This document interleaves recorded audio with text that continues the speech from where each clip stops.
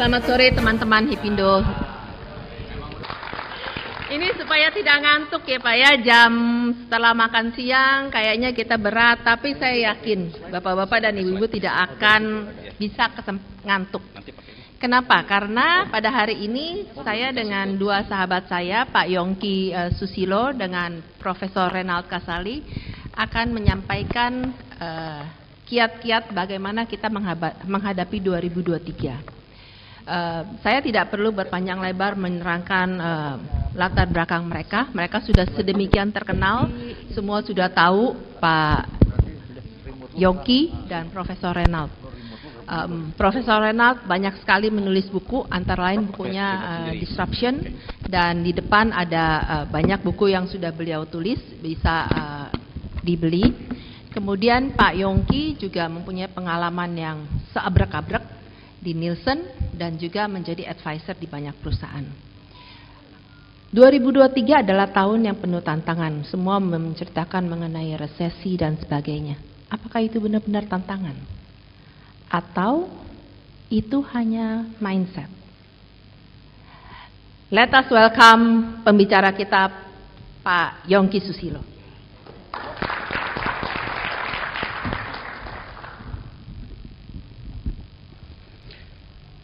Selamat siang Bapak-Bapak Ibu-Ibu.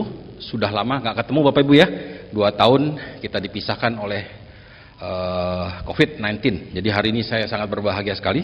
Terima kasih sekali lagi kepada Hipindo yang sudah mempercayakan saya, Pak Ketum, yang sudah mengangkat saya menjadi staf ahli dari awal dulu. Jadi mudah-mudahan saya bisa berkontribusi lewat insight dan foresight yang saya kumpulkan, ya, yang saya share kepada Anda semua, bisa memberikan confident bagaimana kita bisa mengatasi apapun krisisnya, ya, COVID, resesi dan macam-macam di sana. Oke. Jadi sebagai background, tadi Bu Mei ini adalah guru besar saya di retail. Bu Mei, ya, kita di retail ini bukan pertama kali menghadapi isu-isu baru. Jadi setiap mungkin 5 tahun dulu kita juga selalu punya isu di sana dan kita berhasil mengatasinya di sana. So far kita masih bisa kumpul hari ini di sini, betul? Ya. Senang bisa ketemu Pak Suryadi juga sini, Pak Tutum semua ya. Oke, baik Bapak Ibu. Jadi inilah judul saya adalah agility bisa ya mengatasi turbulensi. So istilahnya kita harus mulai berbisnis secara agile di sini ya. Kita lincah sekali bagaimana kita bisa melangkahi kesulitan-kesulitan di sini. So intinya saya akan share apa yang saya sudah kumpulkan selama 27 tahun saya di Nielsen di sini mengenai gelombang-gelombang apa yang kita sudah lalui dan kira-kira gelombang depan ini seperti apa yang ngetren di sana. Kita siapkan, kita fokus di sana. Ya, jadi kita nggak terlalu fokus nanti ke resesinya, tapi kita menyiapkan bisnis strategi untuk sampai 2030 nanti ke depan. Ya. So istilahnya riding the wave of change, tetap berubah terus ya setiap waktu, dan imaginative future, karena saya menamakan the future adalah imagination era di sana. Kita harus bisa membayangkan imajinasinya konsumen dan kita bisa merealisasikan kalau ingin menang di sana. Baik Bapak Ibu, jadi saat ini saya sudah retire dari Nielsen, jadi intinya saya komisaris 2, lantas advisor 3 di sini. Saya aktif juga di Kadin, saya sedang membangun Kadin Indonesian Trading House, jadi ada Bu Ane sini yang bantu saya untuk bisa set up infrastruktur supaya kita bisa ekspor, terutama UMKM di sini. Ya, jadi saya mempunyai tim, ada 7 negara yang kita sudah siapkan ya. Jadi sebentar lagi kita akan launching ya Bu Ane ya. Oke. Baik Bapak Ibu, saya juga adalah part bagian daripada rumah perubahan dari Prof. Renald Kasali. Jadi saya dulu juga pernah diminta untuk mengajar waktu beliau di MMUI di sana gitu. Jadi kita sahabat baik, kita satu sekolahan Kanisius ya, Prof ya. Jadi Cece di sini. Bapak Ibu, selama pandemi kita lihat di sini bahwa dari awal kita kena Februari, saya sudah buat beberapa analisa yang saya bagikan ke semua, banyak sekali selama 2 tahun, tapi di awal April, jadi nggak lama ya, Februari langsung ke April saya buat satu file karena saya pelajarin, karena teman-teman pada bingung semua, ini penyakit apa, endingnya bagaimana tuh terutama di sana. Jadi saya pastikan setelah saya pelajarin ini penyakit biasanya nggak akan lama, 2 tahunan dia bilang gitu ya, seperti itu. Jadi dan impactnya nggak ada, hampir tidak ada bekas-bekas gitu istilahnya. Nah ini dia. Jadi saya pastikan setelah belajar dari Cina juga, karena Cina waktu itu kan pertama kali kena pandemi ini di sini ya, dan mereka cepat sekali recover. Jadi saya balikan kita akan balik ke normal, dan kita melihat secara nyata hari ini kita semua kembali ke normal di sini, gitu ya, secara bisnis. Apakah tetap ada perubahan? Ada, tetapi tidak fundamental, gitu. Jadi ini di luar daripada perkiraan-perkiraan orang-orang dan termasuk lembaga-lembaga lain yang mengadakan riset yang dia bilang ada new normal, next normal. Saya bilang nggak ada. Kita balik ke normal di sini. Jadi fokus kembalikan bisnis-bisnis Anda yang luar biasa kemarin sebelum pandemi di sana. So, Bapak Ibu, kita lihat setelah pandemi selesai, ada tantangan baru, ada perang, sehingga ada inflasi makanan yang tinggi sekali di sana. Tapi di ujung sana, Anda lihat di sana bahwa trennya sudah turun di sini. Jadi itu yang satu kabar yang sebenarnya mengembirakan di sini, ya. Jadi inflasinya sendiri sudah turun, ya. Mudah-mudahan ke depan lebih baik lagi, gitu ya. Tetapi Anda lihat trennya juga tinggi sekali. Ini challenge baru di sini, gitu loh, ya. Dan saya tarik file-file saya yang lama di sini. Saya masih punya file saya gambar ini ketika 2011 itu ada dikatakan bahwa wah, ini orang Asia akan kena menjadi orang miskin, nggak kuat beli makanan di sini karena mahal sekali. Inflasinya Vietnam 20%, India 8,37% waktu itu. Hari ini Bapak Ibu, Vietnam cuma 2,79%. Cina 7%, India cuma 7,7%. Jadi masih di bawah, padahal tingginya seperti itu untuk Asia, Bapak Ibu, ya. Untuk Asia, mungkin di Eropa jauh lebih tinggi di sana, challenge-nya lebih besar lagi. Jadi kita bersyukur, ya, makanya mudah-mudahan kita menjadi produktivitas pertanian juga naik di sini. Jadi istilahnya ya masih lebih mending Asia saat ini, gitu ya. Nah, 2015 kita masuk. Kalau Anda masih ingat di sini ya, semua segmen hancur Bapak Ibu, ya. So Anda lihat di sini, consumer goods, Anda lihat dari Unilever, Gudang Garam, Sampurna hancur Bapak Ibu. Dari growth-nya yang double digit kita nikmatin bertahun-tahun turun sekali. Discretionary goods seperti Anda lihat sini, Kentucky Fried Chicken, Ace Hardware semua. Biasa growth-nya di atas 20%, cuma 1%. Hancur Bapak Ibu. Dan yang terakhir di sini adalah big ticket item termasuk properti, mobil, motor, bank loans, cement sales dan semuanya hancur. 2015. Kalau saya melihat indikasinya, apakah kira-kira 2023 seperti ini? Kelihatannya enggak Bapak Ibu, betul, ya? Kelihatannya enggak sedrastis ini, gitu. Jadi kita masih punya harapan buat saya.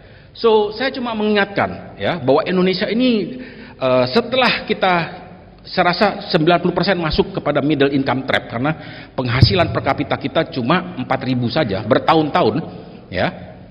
Tapi kita mempunyai percepatan sebentar lagi karena ada hilirisasi mineral sehingga membuat income Indonesia menjadi berlipat-lipat kali sehingga GDP per kapita kita diprediksi tahun 2030 sekitar 10.000 di atas di sana. Saya mencari komparasi siapa itu 10.000, kita pengen lihat gaya hidupnya seperti apa. Oh, ternyata Cina hari ini adalah sekitar 12.000 Bapak Ibu. Jadi kita bisa lihat Cina sekarang tapi Indonesia 2030. Waduh, lumayan jauh di sini. Ya, lumayan jauh. Jadi kita mesti mudah-mudahan ya dengan apa namanya percepatan yang kita lakukan ini akan berhasil by 2030. Jangan sampai kita terseok-seok lagi di sini. So Bapak Ibu, sekali lagi kita mengingatkan sebagai pebisnis retail, F&B, lifestyle dan macam-macam, kita mesti berani untuk berpikir di sini ya. 20 tahun lalu kayak apa sih Pak? Saya ingatkan sekali karena waktu berjalan cepat sekali ya. Anda lihat di sini, penduduk kita 213 juta, per kapita kita 1.250 Bapak Ibu. Ya, sepertiga dari yang sekarang. Lantas urban population 40%. Saya kalau ditanya gampang banget 40-60. Tapi hari ini terbalik Bapak Ibu. Urban tuh 60%, banyak orang modern di sini. UMR kita 400.000 pada waktu itu. Ya, DKI Jakarta di sana. Apa yang dikejar? Kita kasih sale namanya Indomie aja rebutan Bapak Ibu. Itu namanya hypermart, Bu Mei, nggak harus buka tutup pintu Bapak pada waktu itu. Coba sekarang Anda kasih diskon Indomie, nggak akan kayak begitu. Karena permintaannya udah beda. Sendal Crocs masih ingat di sana Senen City 8 lantai keliling untuk masuk beli sendal Crocs. Ya. Kalau hari ini today itu 270 juta orang, 4.000 US dollar per kapita, lantas urban population 60 udah terbalik. Apa yang dikejar? Orang kejar makanan Jepang Bapak Ibu, betul? Oke, beli tiket ke luar negeri semua seperti itu. Jadi udah lain demand-nya di sana. Nah, lantas UMR 4.600.000 udah 10 kali lipat. Jadi sudah berlipat-lipat kali. Gitu loh. Oke. Nah, yang penting pertanyaan adalah, Pak, kira-kira 10 tahun lagi seperti apa Indonesia, Pak? Itu yang kita mesti jawab dari sekarang. Gak usah mikirin resesi, ya. So istilahnya adalah penduduk kita hampir 300 juta. Bayangkan. Lantas per kapita kita 10.000, 2,5 kali lipat Bapak Ibu. Banyak sekali uangnya. Lantas terakhir ada urban population 78%. Orang modern semua. Jadi kalau kita masih berbisnis seperti sekarang, nggak bakal bisa hidup Bapak Ibu. Kita harus improve, kita harus transform, gitu istilahnya. Pak, gampang ngomongnya Pak, transform. Ke arah mana? Sebentar lagi saya share di sini. Wah, ini bentar dari handphone. Jadi pertanyaan besar, coba Anda tanya ke manajemen Anda, coba tebak kira-kira 10 tahun lagi, apa yang akan diantri orang? Nah, bukalah bisnis itu Bapak Ibu. Saya selalu ngeliatin yang diantri saja udah gampang, gitu ya. Bapak Ibu, society kita, masyarakat sudah berubah. Populasi terbesar di dunia dan Indonesia sekarang ini adalah Gen Z, yang masih muda-muda sekali di sana. Gen Z, bukan milenial lagi, Gen Z. Kedua adalah more affluent, lebih banyak uang sekarang, ya. Ketiga adalah time pressure, maunya buru-buru terus. Keempat adalah internet connected, nggak ada internet kayak nggak hidup Bapak Ibu. Kelima adalah well-being fokus, semua mengarah kepada sejahtera, mencari opportunity ke sana. Kelima adalah fragmented, dalam satu keluarga ada 5 brand sekarang, ada 4 brand, ya, kemauannya masing-masing beda-beda di sana. Mobil sekarang Anda lihat setiap rumah 4 atau 3, betul? Nggak mungkin 1, dan seterusnya. Jadi banyak sekali konsumsi yang dibutuhkan. Dan terakhir adalah ekonomi up and down, nggak ada lagi ekonomi yang stabil begini Bapak Ibu, up and down. Nah, inilah masyarakat kita saat ini, ya. Nah, kira-kira berarti kalau belanja atau makan, apa Pak yang berubah? Pertama adalah segala sesuatu yang direncanakan sudah mulai berkurang, turun. Jadi semuanya adalah immediate, ya. Belanja juga immediate, masuk aja dulu ke toko, nanti beli di sana. Ketiga adalah ekspor, semakin ahli dia, informasi di mana-mana, mau mencari barang, mencari tempat, dan semuanya sudah tersedia. Keempat adalah yaitu sosial Bapak Ibu. Orang Indonesia kalau belanja maunya sosial, bukan cuma mau belanja saja, tapi mau bersosialisasi, ajak teman, bercengkrama, dan macam-macam dan seterusnya. Makanya saya bilang, toko itu harus ada restorannya Bapak Ibu. Udah lama banget saya bilang, library, ada kafenya Bapak Ibu. Nggak bisa cuma tempat belanja saja, karena mereka mencari tempat bersosial.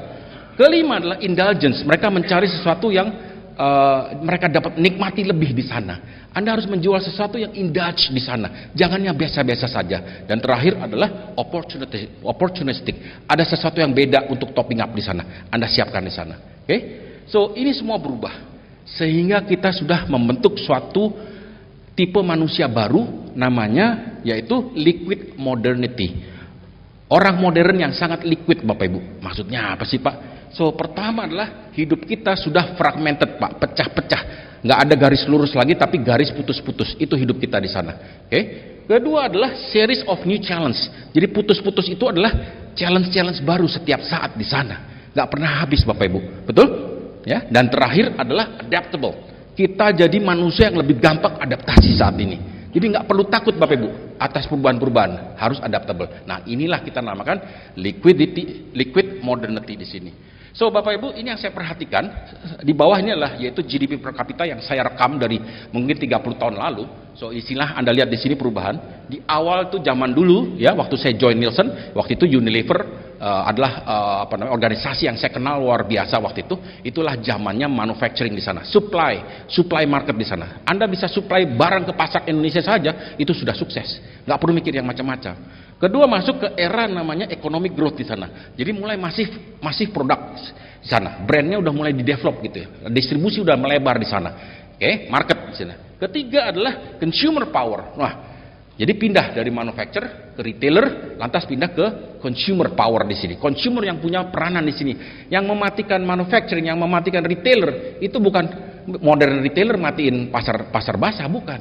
Consumer lah yang mematikan kita semua, termasuk manufacturer sekalian, karena demand daripada si consumer ini yang nggak dipenuhin di sana. Dan keempat, kita baru masuk yang namanya new ocean di sini, expansion of shopping mall. Shopping mall pertumbuhannya jauh lebih cepat daripada hypermarket, ya, yang waktu itu fenomenal. Lantas kita lihat massive new distribution. Distribusinya udah bukan lagi, saya advisor di salah satu FMCG. Sekarang distribusi tidak hanya di toko-toko mom and pop, tapi kita distribusi juga ke namanya F&B Bapak Ibu, ke high traffic istilahnya, ke terminal-terminal. Jadi distribusi baru di sana. Terakhir di sini adalah lifestyle branding. Jadi brand itu sendiri harus bisa masuk ke arah gaya hidup gitu loh. Gak cuma basic saja di sana. Ini yang kita baru masuk. Sekarang pertanyaan besar, kira-kira ke depan 10 tahun lagi apa Pak? Yaitu wave 5 di sini, ya. Bapak Ibu, ini catatan saya dari supply driven ke market driven, masuklah kita ke imagination driven. Oke, Anda lihat di sini, masuk dari hype $1.000 per kapita, masuklah Carrefour ke Indonesia di sini, kontinen dan macam-macam. Kedua, ketika $2.000 masuklah minimarket di sini, berkembang luar biasa, Alfamart, Indomart. Ya, 3.000 masuklah 7-Eleven dan berkembang luar biasa. Nah, 4.000 apa? Buat saya midi, Bapak Ibu. Ya, size-nya midi, bro. Nah, pertanyaan besar adalah nanti 5.000, 6.000, 9.000 apa, Pak? Ya, Pak itulah. Yongki, sorry 2 menit lagi Oke, waktunya. saya kebut sedikit Bapak Ibu. So, sekarang orang pada ribut e-commerce. Bapak Ibu, saya melihat model saya e-commerce itu nggak bisa hidup di FMCG, Bapak Ibu. Anda lihat sini urutannya di sini. Dia distribusi langsung ke konsumen. Konsumen daya beli cuma 25.000 sampai 1 juta di sini saya hitungnya. Tapi kalau FMCG yang sekarang itu 10 juta, minimarket itu 10 juta di sana. Jadi basketnya besar sekali. Nah, buying power, punya nggak buying power si e-commerce? Nggak ada Bapak Ibu terhadap supplier. Ya, yang ada adalah online, offline di sini. Nah, ini yang paling penting.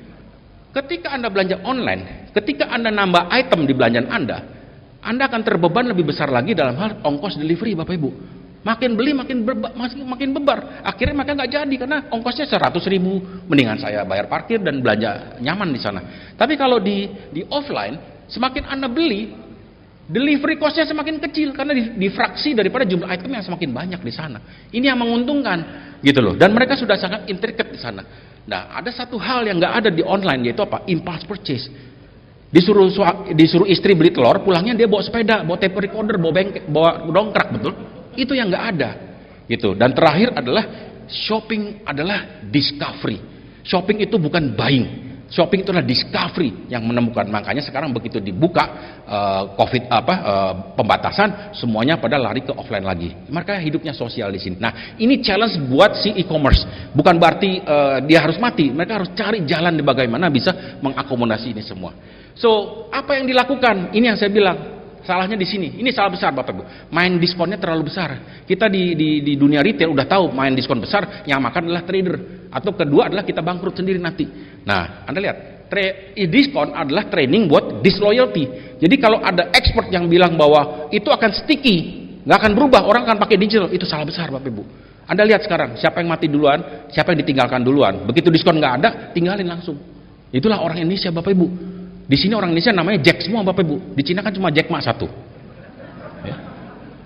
So Bapak Ibu, ini prediksi saya. Grocery itu harus tercipta format baru. Saya namakan Z format di sini. Karena Gen Z di sini nanti akan besar. Okay? Ini akan grow besar. Kedua, e-commerce buat saya ini traders platform saat ini dan ke depan. Belum ada solusi soalnya. Jadi saya lihatin share mereka akan flat. Saat ini share untuk FMCG 1%, share keseluruhan 4%. Saya rasa flat, paling besar 5% secara keseluruhan nanti ke depan. Lantas lifestyle. Nah, ini dia kita perlukan di sini orang-orang tenan mall di sini. Anda harus berubah kerjasama dengan mall. Ini pembelanja harus berubah, namanya seamless shopping. Bukan saja omni channel tapi seamless shopping. Nanti saya jelaskan. Terakhir adalah F&B. Teman-teman F&B yang punya restoran di sini, oke? Apa yang saya pelajarin di sini? Kita dituntut Bapak Ibu karena ini lifestyle banget ya. Recreation. Setiap waktu kita recreate something. Kalau nggak ada kita ditinggalin Bapak Ibu. Restoran kita mulai sepi-sepi di sini. Ya, so ini ya recreation eating, rekreasi dalam hal produknya ataupun dirinya di sini. Nah inilah wave 5 buat saya. Kombinasi antara new ocean dengan imajinasi di sini. Ya, Anda lihat di sini. The growing purchase power, kemampuan beli yang membesar, young population, urbanisasi, retail network, digital, campur dengan yang di-demand yaitu kualitas bagus, experience, engagement, selalu more, ya. Now, nggak mau besok, nggak mau lusa, tapi maunya now. Terakhir adalah me, bukan we lagi, tapi me. Tolong pikirkan saya, ya. Terakhir adalah easy, harus mudah semuanya di sana. So, ini saya mendefinisikan ada 3S yang Anda mesti tulis di sini. Shopping, screen, sensation. Inilah yang kita jual Bapak Ibu, yang kita mesti cari tambahnya. Saya nggak tahu masing-masing perusahaan Anda seperti apa, tapi Anda catat di mana Anda missing di sini, ya. Mencari produk itu lewat online di sini. Oke, ada AI-nya, artificial intelligence. Ini harus cepat, harus ada journey. Yang ada saat ini saya sudah coba beberapa online yang grocery semua, nggak ada journey-nya, nggak masuk. Memang nggak mudah Bapak Ibu. Ya, lain ketika belanja offline itu journey-nya masuk sekali di sana, seger dan macam-macam. Kedua ada live streaming. Kita dituntut terus untuk bikin video-video terus, entah itu makan, masakan dan seterusnya. Experiential store sudah pasti. F&B premium, saya sudah katakan tiap toko harus punya namanya makanan. Jangan dibikin kayak kantin Bapak Ibu. Makanannya cuma nasi sama ayam goreng paket 25.000, nggak bisa. You have to inspire them basically dengan makanan Anda di sana yang menjadi keributan, menjadi viral gitu ya. Cek produk, ya, mereka selalu ke lapangan untuk cek produk, pastikan, karena setiap kita beli online juga selalu ada aja yang masalah di sana.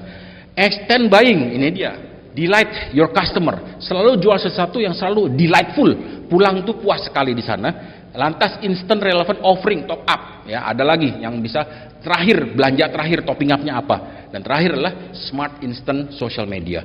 Apa yang kita belanja, kemana belanja semua, itu mesti udah automated Pak, masuk kepada sosial media Anda. Nah ini yang mesti dikerjakan, ya, gitu loh. Oke, nah ini contoh daripada Z format ya, prinsipnya adalah individualize. Toko ini sudah harus menjadi saya punya, saya mau apa harus ada di sana. Ini yang saya katakan kepada tim minimarket di sini. Mungkin ya. bisa dikebut lagi Pak Yongki. Oke, Sorry. ini ngebutnya super cepat di sini ya. Padahal ini udah maksimal banget di gaspol. Oke. Convenient, F&B dan seterusnya di sana ya. So ini yang saya katakan seamless. Awal adalah cari produk, ada live streaming, oke, ke toko, ketemu dengan orang, cek produk dan seterusnya ya, sampai dia bisa compare, instant offering, pay on site, kasir tolong hilangkan di department store dan toko-toko yang besar-besar hilangkan, karena udah nggak zaman pakai kasir, EDC masuk ke meja kita, ke consumer di sana, dan masuk ke sosial media. Jadi ini actionnya, apa yang dilakukan? Pertama, Anda mesti punya omni channel. Oke, jadi omni channel di dalam daripada seamless. Anda mesti bisa cek stok Anda di tiap toko, di online, di offline, doesn't matter. Lantas streamers, Anda mesti punya streamers. Orang-orang di dalam toko mesti ada yang jago jadi KOL di sana, ya. Proximity stores, lantas seterusnya consult dan seterusnya, go store dan live streaming. Oke, Anda bisa lihat di file nanti. Saya dikejar Bu Mei ini soalnya. So Bapak Ibu, inilah paradoks daripada timur termasuk Indonesia. Bapak Ibu perhatikan, marketplace-nya semakin besar, tapi toko yang kecil yang populer, betul? Ya, minimarket populer. So marketnya besar tapi tokonya kecil. More convenience yang dikejar, tetapi less time shop. Oke, ini paradoks. Yang dimakan fast food, tetapi slow digestion di sini. Mereka selalu nambah uang, value-nya, spend more, tetapi yang didapat less. Nasi goreng 200.000 sekarang di tempat top, betul? Tapi makin kecil, ya, karena orang kaya makanya sedikit Bapak Ibu ya. So bigger house, cari rumah yang gede-gede, tapi keluarganya makin kecil, cuma punya istri satu sekarang, bukan kayak zaman dulu, gitu. Kedua adalah higher revenue yang eksekutif, more horsepower, punya mobil yang mewah yang 8 silinder, 12 silinder, tapi makainya cuma ke Alfamart. Ada Pak Joko sini ya. Oke. Ya, karena jalanannya yang lain bolong-bolong Bapak Ibu. Dan terakhir adalah perhatikan sini. Banyak orang pamer. Tetapi hatinya semakin kosong Bapak Ibu. The more they show off, the more emptiness. Nah, ini pernah dibahas sama profesor saya, Prof. Renal di sana. Oke. So terakhir dari saya, apa yang kita belajar Bapak Ibu selama 2 dekade kemarin? Apa yang dibelajar? Ini yang saya belajar Bapak Ibu ya. Pertama, anak muda punya brilliant ideas, nggak cukup Bapak Ibu. Ditambahin duit banyak sekali, ya startup semua, nggak cukup juga. Ketiga, karena apa? Maunya shortcuts, diskon gede-gedean di sana, shortcuts. Kayak ada yang bilang ini greedy Bapak Ibu, maunya cepet dan cepet besar. Saya belajar dari National Geographic, Idi Amin memerintah negaranya, dia lihat ada opportunity. Saya ambil alih nih bisnis dagangnya orang-orang India di sana. Dia usir orang India di sana.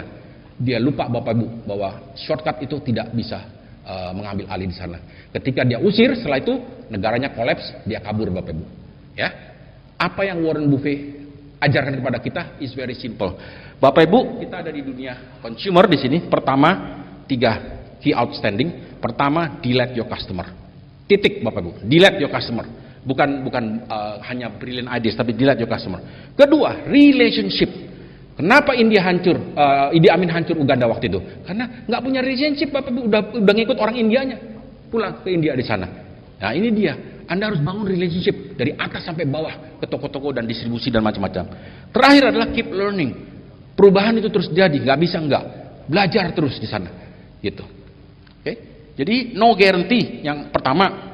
Kedua adalah yang namanya hostile, mau cepat-cepat, mau kaya, mau greedy, mau ngambil market share buru-buru, itu collapse. Oke. Dan terakhir inilah golden key to extraordinary. 3 hal ini yang kita ingat selalu. Oke. Ini terakhir bener Bu Mei, terakhir ini. Oke. So saya percaya Bapak Ibu, storm atau turbulences tidak untuk selamanya. Pasti ada selesainya. Dan kita berharap bisa selesai cepat. Mudah-mudahan juga dampaknya kecil di sini. So we are moving from dark into bright. Kita nggak tahu kapan. Mudah-mudahan cepat di sini ya. Pertama, liquid modernity. Ya, kita punya masyarakat, kita punya consumer yang sangat agile di sini. Ini menjadi DNA buat kita saat ini, menjadi DNA survivor kita ke depan. Ya, jangan khawatir. Kedua adalah passionate human economic. Sekali lagi Bapak Ibu, karena kita cater kepada consumer ataupun manusia, adalah human economic. Ada faktor di sana yang namanya jiwa, ada faktor namanya experience yang mereka kejar Bapak Ibu, bukan hanya produk dan beli saja. Ya. Ketiga adalah proses is the killer. Makanya kita mesti rubah proses jualan kita di sini, proses bisnis kita, proses marketing dan macam-macam. Oke, menjadi lebih liquid. Ya, liquid tuh agile banget di sana dan seamless, tidak ada bordernya di sana. Terakhir yaitu tech magic. Nah, ini dia, teknologi. Pakailah teknologi untuk mempercepat di sana. Teknologi itu mempersatukan kita antara waktu di sana. Karena kita bisa cepat sekali di sana dan goals kita mempertemukan gitu istilahnya, ya. Dan terakhir, provokasi. Ingat Bapak Ibu, kita di retail butuh provokator. Ini bukan provokator pemilu, bukan. Oke? Provokator pasar Bapak Ibu. We need to provoke the consumer di sana, ya. Harus mengukur di sana. Dengan cara apa, Pak? Inovasi Pak, nggak ada lain. Kedua adalah experience, ya, ciptakan experience baru ke depan. Kalau Anda hari ini merasa bahwa Pak ini berat banget Pak, jangan salahkan siapa-siapa. Coba cek lagi sekali di sini apa yang kita belum lakukan, inovasi apa yang belum, proses apa yang belum di sana. Ini, ya, sayang sekali selama 2 tahun kemarin kalau kita nggak pakai krisisnya belajar, itu sayang sekali, wasted banget. Jadi mudah-mudahan ke depan ya kita lebih lancar di sana. Demikian Bu Mei. So intinya adalah kita belajar melalui sains di sini pakai data-data. Terima kasih. Oke. Tepuk tangan. Inilah sulitnya kalau sahabat suruh memoderasi sahabat lagi. Dan berikutnya adalah sahabat saya, Prof. Renal. Monggo, Prof.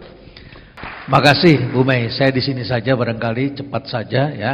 Jadi saya tidak bicara tentang retailnya, tetapi saya bicara tentang pikiran-pikiran yang sedang menghantui masyarakat dan mungkin sebagian saudara-saudara sekalian ya. Ini kalau turbulence itu kan kayak seperti ini ya. Ada badai, ada naik turun dan sebagainya. Saya tidak menyalahkan saudara karena yang bicara juga presiden begitu. Setelah itu yang bicara sebelumnya Sri Mulyani yang bicara ya. Nah, saudara-saudara sekalian semuanya bicaranya tentang kesulitan-kesulitan dan sekarang yang bicara juga adalah tentang adalah para YouTuber gitu ya. Jadi ini belum masuk. Sudah? Oke, seperti ini gambarannya ya. Jadi kalau saudara seperti seperti perahu kertas jadi kita hidupnya. Ringkih sekali keadaannya karena badai seperti itu. Baru saja ada disrupsi membuat sebagian kita menjadi tidak relevan ya, dan sebagian kita harus tutup toko kita atau robah ya. Dan muncul generasi baru yang buka restoran barangkali cukup untuk 5 tahun sekali ya. 5 tahun sekali mereka hancurkan, ganti lagi, pindah lagi. Mereka tahu semakin pendek produk life cycle. Bahkan sekarang anak-anak di Senopati itu barangkali hanya setahun sekali gitu ya. Dan sebagian diantaranya adalah karakter dari investor tertentu yang punya karakter tertentu. Saya tidak bermaksud menjelaskannya tentang mereka, tapi Anda bisa tebak-tebak seperti apa zaman sekarang ya. Banyak uang yang dicuci itu juga mulai keluar, jadi macam-macam bentuknya. Kemudian turbulent itu juga seperti gelombang. Nah, kalau saudara melihat ada gelombang seperti ini, wajar saudara berpikir ini adalah turbulence. Tapi ekonomi Indonesia kan seperti ini kan growth kita nih, pertumbuhan ekonomi. Pertumbuhan ekonomi kita bergeraknya seperti itu. Ya, kalau dilihat seperti total GDP kita dari tahun ke tahun itu meningkat terus. Buat apa sekarang kita menyedihkan keadaan? Apa yang membuat situasi ini sekarang menjadi seperti ini? Jawabannya adalah prediksinya berdasarkan dari World Economic Forum bulan Juli 2022 ya, dari IMF dan World Bank mengeluarkan suatu laporan yang isinya adalah gambaran tentang ekonomi global yang judulnya gloomy and uncertain. Sudah gloomy, uncertain lagi, tidak pasti ya. Jadi ini gambaran ke depan. Jadi habis disrupsi ada pandemi, habis pandemi ada perang. Dalam situasi perang, supply chain kemudian terputus. Dalam situasi pandemi, Amerika itu adalah, saudara mesti paham, Amerika itu adalah negara yang menerbitkan dolar tanpa dipatok dengan emas. Ya. Dan semua negara meningkatkan utang. Utangnya dalam apa? Dalam US dollar. Karena IMF dan World Bank itu adalah pemegang sahamnya Amerika Serikat. Ya, jadi memang kalau bangsa-bangsa itu meningkatkan hutang untuk hadir dalam masyarakatnya, itu harus pakai dengan dolar. Setelah itu energi juga bergerak naik karena Rusia tidak menyalurkan energinya ke Eropa. Karena supply dari migas turun, apa yang terjadi? Saudara mesti paham juga bahwa penjualan migas itu patokannya adalah dolar, maka dikenal dengan nama petrodolar. Maka kebutuhan dolar hari ini memang sangat besar. Maka dampaknya ke seluruh mata uang. Saya ada board meeting di Singapura dengan beberapa CEO dari UK. Mereka bilang, gila ya Singapura mahal banget katanya. Saya bilang kita orang Indonesia ke Singapura biasa aja tuh. Ya, saudara bisa lihat orang Indonesia kan terbanyak ke Singapura. Tapi orang Inggris bilang mahal sekali sekarang. Loh, kenapa mahal saya tanya?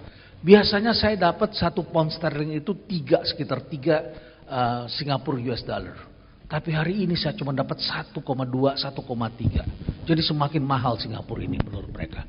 Ini berdampak pada berbagai bangsa tentunya. Nah, ini barangkali kalau situasi seperti ini. Indonesia itu selama kita merdeka itu baru 3 kali ngalami resesi. Tahun 1963. Kalau 1963 itu orang rebutan punya uang langsung tukar dengan barang. Karena kalau enggak besok udah naiknya luar biasa begitu.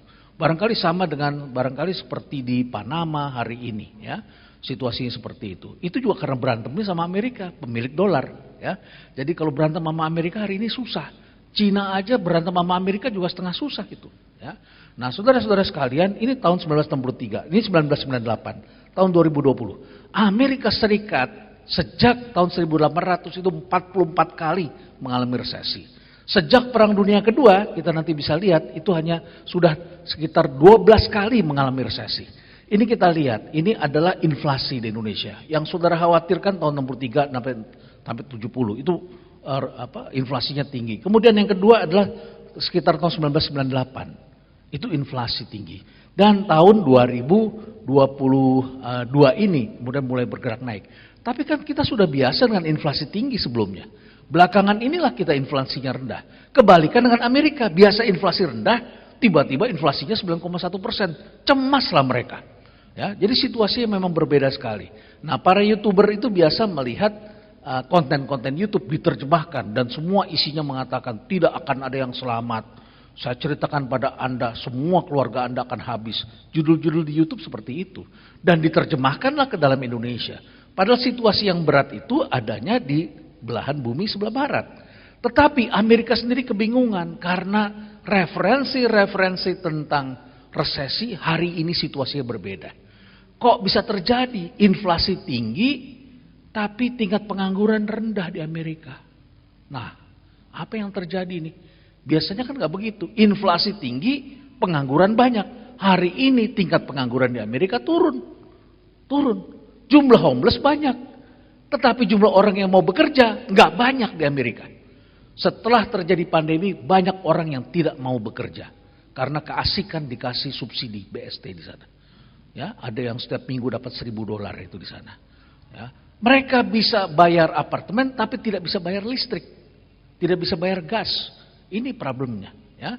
Oke, nah saudara-saudara ini kita lihat seperti ini. Yang mungkin mencemaskan kita adalah dolar kurs. Saudara lihat nih, Pak Joko barangkali ngalamin Pak di sini nih situasinya nih. Ya, kalau kita retail ya Pak ya, ini berat kan di sini nih. Tahun 2012, ini zamannya sejak Pak Jokowi naik nih. Kurs dolar seperti ini kan, saudara bisa lihat. Berat kita. Tapi saudara-saudara yang saudara rasakan kan, walaupun berat kurs kita, kan saudara masih punya ruang untuk ekspansi. Indonesia itu ajaib, ruang ekspansinya tetap besar. Jadi banyak perusahaan sekarang ini revenue-nya turun, tetapi EBITDA-nya naik. Lucu kan? Ya, EBITDA-nya naik. Jadi banyak penghematan yang bisa dilakukan. Marketnya bisa diperluas. Tapi ada di antara kita yang akan terperangkap karena kita berpikir populasi akan naik terus. Ya, populasi tengah mengalami perubahan besar di dunia. Nanti saya tunjukkan pada Anda. Ya, oke, ini sejak Perang Dunia Kedua, bukan Perang Dunia Satu. Ya, Amerika Serikat sudah mengalami berapa tuh? 12 kali resesi. Kita sejak merdeka itu baru 3 kali, saudara-saudara. Jadi turbulensinya sebetulnya tidak terjadi seperti di negara mereka. Mereka mengalami turbulensi yang luar biasa. Ya. Nah, kemudian coba pertumbuhan Amerika Serikat ini seperti ini, negatifnya seperti ini. Berapa kali itu mereka mengalami situasi yang berat? Kemudian kita lihat inflasi di Amerika. Terang aja mereka sekarang cemas. Biasanya rendah sekarang jadi tinggi. Terang mereka lemas. Ya, jadi situasinya memang berbeda. Nah, pertumbuhan di UK ini juga seperti ini grafiknya. Ini turbulent di sana. Oke? Tapi ya kan mereka negara kaya kan? Ya, kekayaannya masih banyak mereka. Sudah kaya, kemudian mereka bikin gerakan anti korupsi untuk negara-negara lain. Kemudian dikejar-kejar korupsi di negara lain termasuk di kita, mereka menciptakan British Virgin Island. Ya, tax haven. Jadi kekayaan orang para koruptor di negara-negara dimanapun itu dikejar-kejar, tetapi taruh uangnya di British Virgin Island. Jadi pemerintah London tambah kaya di sana. Ya, begitulah caranya mereka cari duit dan ditambah dengan negara-negara tertentu yang memang tempatnya menjadi tax haven dan mereka sulit sekali kita ajak untuk melakukan perjanjian ekstradisi.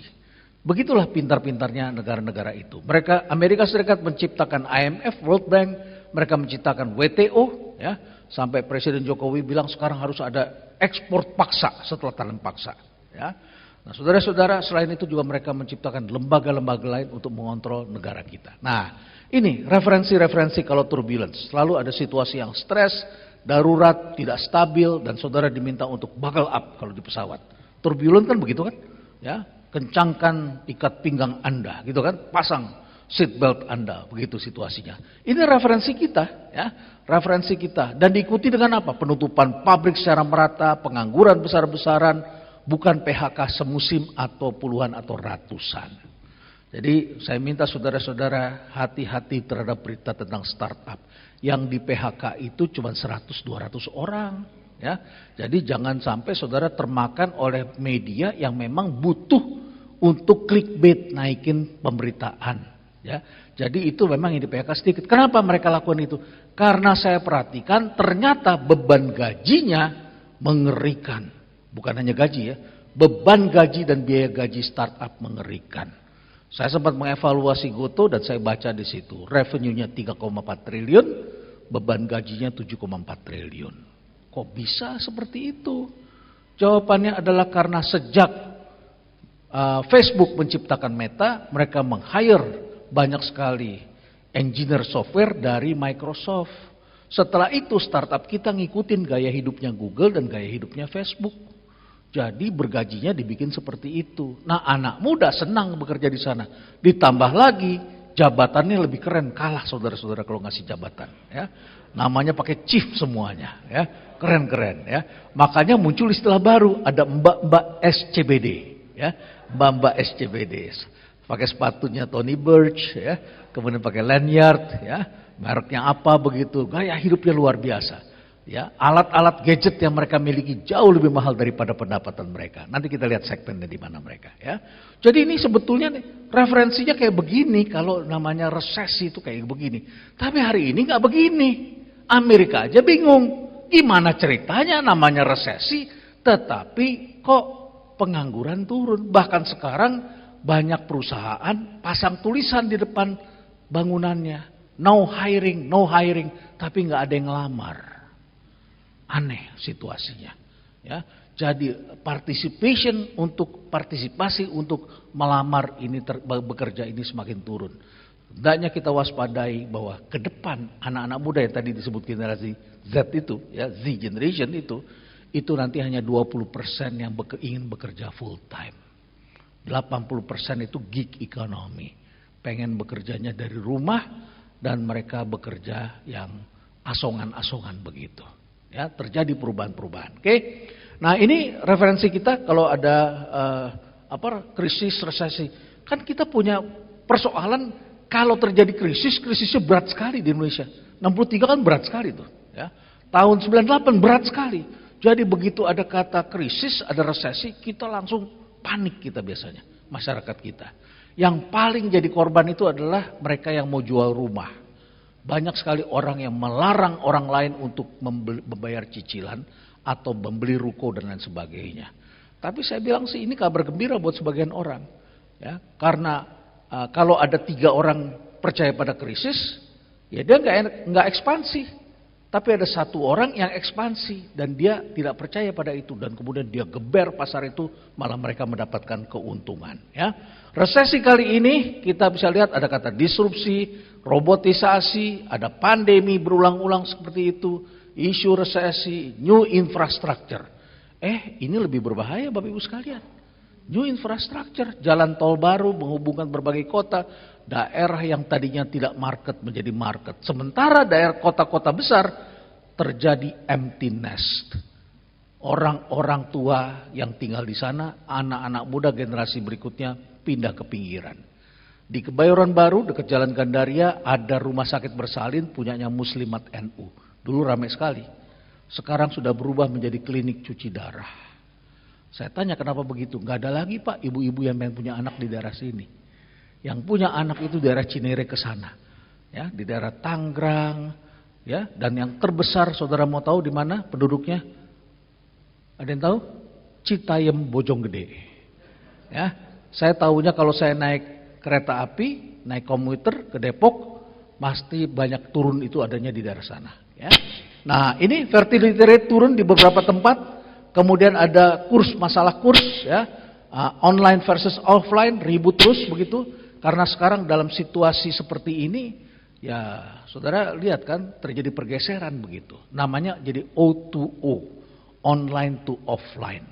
Ya, jadi tapi dalam pihak saudara-saudara kita harus mainkan dua-duanya. Karena main satu saja tidak cukup. Sekarang namanya O2O. Jadi orang pengen lihat barangnya di sini, belinya di sini. Ya, pengen lihatnya di sini, kemudian pengen jalan keluar, pengen makan di luar. Bosen orang di rumah, dikurung 2 tahun. Di China aja di lockdown terus, orang juga berontak hari ini. Ya, jadi zero COVID itu menjadi tantangan besar di sana. Oke, ini isu kaum muda, gig economy.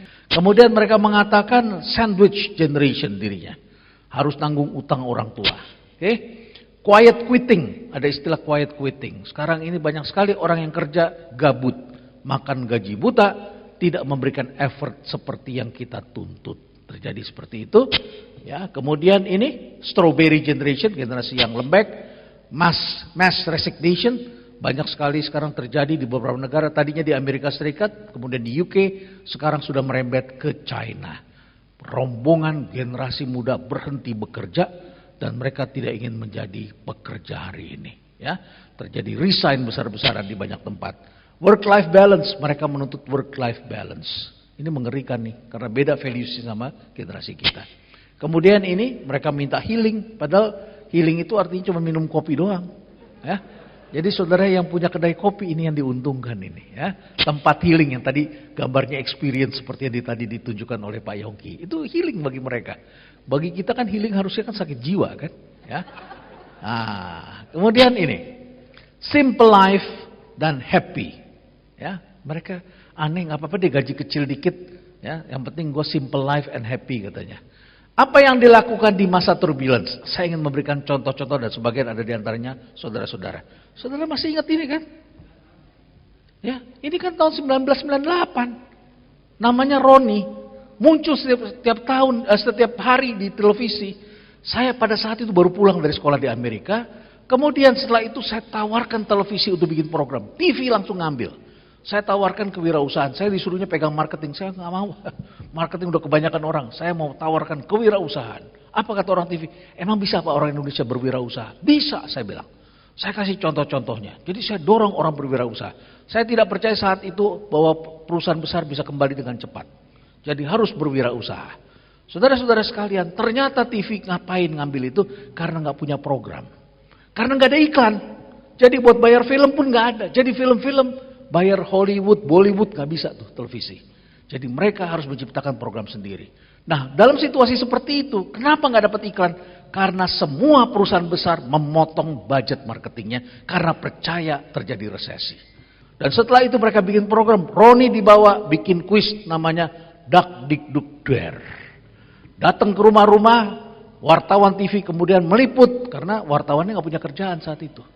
Meliput dari rumah ke rumah, barang siapa di rumahnya itu mempunyai bungkusan daya dikasih 200.000. Rebutanlah orang, akhirnya mengharapkan datang rombongan TV ini ke sana.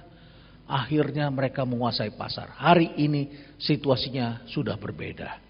Ya, Wings menguasai 63% market, Unilever drop. Anak saya ajarkan main saham. Saya punya 2 anak, yang satu yang besar, ya, dia konservatif. Anak sekolahan kan susah diajarinnya ini. Ya. Kemudian yang kecilan itu sekolahnya fotografi, ya, tapi dia belajar dari kehidupan. Sekolahnya di New York, tetapi kemudian dia belajar tentang main saham. Dia mainnya adaptif. Kakaknya main konservatif. Kakaknya pernah dengar ketika dulu saya sekolah bahwa kalau beli saham blue chip ditahan dalam jangka panjang nanti harganya naik. Dia belilah Unilever, jeblok turun 50%. Karena berpikirnya blue chip. Tapi adiknya itu main jual beli, naik, lepas, naik, lepas, turun, lepas buru-buru. Jadi beli rendah, jual tinggi. Situasi berubah, harus dihadapi dengan cara yang berubah. Nah, saudara-saudara, akhirnya Wings kita saksikan minggu lalu, ya, 2 minggu yang lalu dalam konferensi G20, saudara bisa melihat apa yang terjadi. Digunakanlah hotel dari grupnya Wings, Apurva Kempinski, dan sekarang Wings itu merajalela. Berikutnya tolak angin, saya terlibat langsung di sini. Ya, saudara-saudara sekalian, saya bintang iklan tolak angin pertama dengan tema orang pintar. Ya, Pak Irwan Hidayat bilang, saya punya uang cuma sedikit Pak Renald. Keluarga saya cuma bilang, kenapa mesti pasang iklan sama Pak Renald? Saya bilang kita udah bikin pabrik.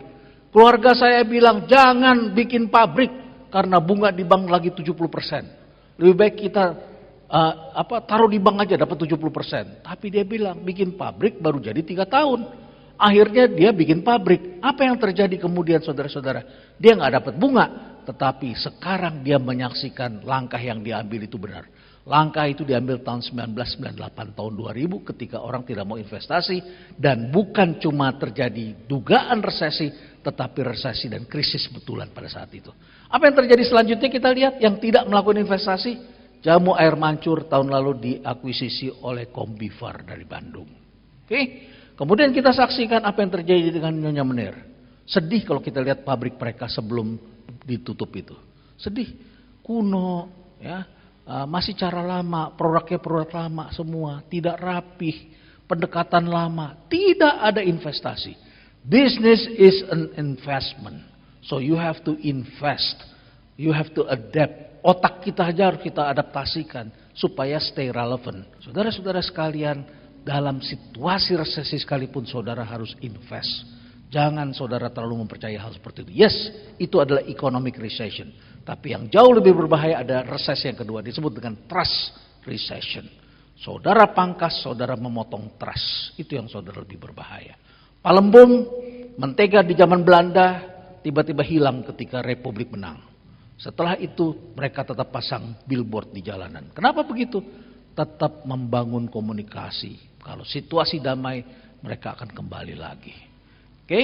Nah, ini Jack Ma. Juga Alibaba mulai dibangun tahun 1999, tetapi baru mulai jadi waktu SARS. Saya diundang ke kantornya Jack Ma merayakan Family Day, dan pada saat itu mereka bercerita pada saya, kenapa namanya Family Day? Ini adalah hari apresiasi pada keluarga pegawai. Kenapa kami apresiasi? Karena pada tahun 2003 semua supermarket tutup dan hanya kami yang bersedia melayani dari rumah ke rumah. Terima telepon dan keluarga pegawai inilah yang nganterin dari rumah ke rumah. 2003 di masa SARS. Di zaman susah ada 1 dari 7 orang yang tidak percaya bahwa ekonomi tidak bergerak. Mereka melawan. Tapi 3 atau 4 pengusaha memilih istirahat. Karena mereka lemes mendengarkan situasi buruk. Oke? Ini range market, maaf juga nih Bu Mei. Saya tadinya tidak mau masukkan, tapi saya lihat, ternyata range market dibuka toko pertamanya tahun 1998. Masuklah dalam contoh saya. Ya, 1998. Ya, saya mohon maaf belum buka tempatnya bapak-bapak. Ya, jangan-jangan juga banyak di antara saudara yang mulai dibangun tuh di masa susah. Jadi kalau besok susah, ya hadapi aja. Saudara sudah lihat hasil dari perusahaan yang dibangun di masa sulit. Ya, ini ya berhenti waralaba dan sebagainya. Tapi tetap menggunakan mereknya, ada kerjasama branding dan sebagainya. Sekarang kita bisa lihat 70 toko dan bahkan ada di Ambon nih Bu ya. Ada di Ambon, saya bingung kenapa di Ambon nih. Akhirnya saya buka data ya. Nah, ini kesimpulannya dulu ya. Turbulence bukan untuk meratap dan sebab pada saat itu terjadi sebuah titik balik loh. Kayak saudara ada di suatu tempat ada tornado. Saya waktu sekolah dulu tuh paling takut buat tornado, ya. Karena tornado itu membuat rumah melintir ke atas dan kita harus ngumpet di basement. Begitu kita keluar, sudah berubah tuh jalanan. Rumah-rumah udah pada nggak ada semua. Jadi ketika kita kembali dari tiarap kita, saudara-saudara, apa yang terjadi? Situasinya sudah berubah, customer sudah berubah, kita sudah tidak kenal, ya. Nah, semua ada risikonya, bahkan dalam keadaan aman pun, ya. Ini sudah saya ceritakan tadi. Jadi ini ada quotes bagus dari Helen Keller. Dia pernah mengatakan, a bend in the road is not the end of the road. Ya, jalan yang menikung bukanlah akhir dari suatu perjalanan. Why? Ya, kecuali Anda gagal, ya, menikung, mengambil tikungan. Jadi gambarnya di sini anak orang ini jatuh. Kenapa dia jatuh? Karena dia gagal belok. Ya. Jadi kalau saudara lihat ada tikungan, itu bukan berarti akhir dari suatu perjalanan. Tetapi itu adalah saatnya kita untuk turn. Nah, banyak orang yang gagal turn, itulah yang kemudian menjadi celaka dan akhirnya berakhir di ujung jalan itu. Oke? Nah, ini saya buka data. Kenapa ya Bu Mei buka sampai ke Ambon? Emang ada prospeknya. Saya kira-kira 3 minggu yang lalu pergi ke Flores. Diundang oleh satu koperasi. Koperasi kredit ngundang saya, berani bayar mahal lagi. Mereka tahu bahwa susah ke sana, ke tempat kampungnya, dekat kampungnya Pak Juan itu. Saya ke Flores, Pak. Kaget saya, di Flores airportnya ada 5. Satu pulau 5 tuh airportnya. Saudara kenalnya kan Labuan Bajo, tapi selain Labuan Bajo ada Ende, ya. Kalau saudara mau pergi ke Kelimutu kan ke Ende tuh. Kemudian ada apalagi Maumere, Larantuka, dan ada satu di Bajawa kalau nggak salah. Totalnya 5 Pak airport di sana.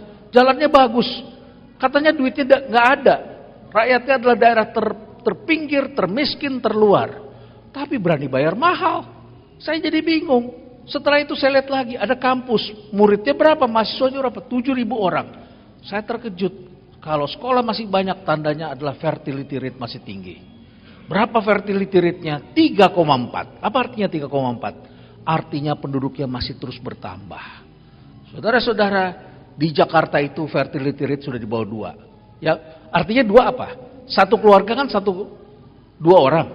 Kalau anaknya 2, penduduk itu stabil. Kalau penduduk tumbuh di atas 2, 2,1, 2,2. Indonesia fertility rate-nya 2,2, penduduknya masih tumbuh. Tetapi di beberapa tempat fertility rate-nya di bawah 2. Jakarta sudah di bawah 2 tuh tahun depan. Ya, artinya Jakarta akan berkurang. Saudara lihat nanti akan banyak SD yang ditutup di sekitar Jakarta Pusat, Jakarta Utara, banyak SD yang ditutup atau di merger.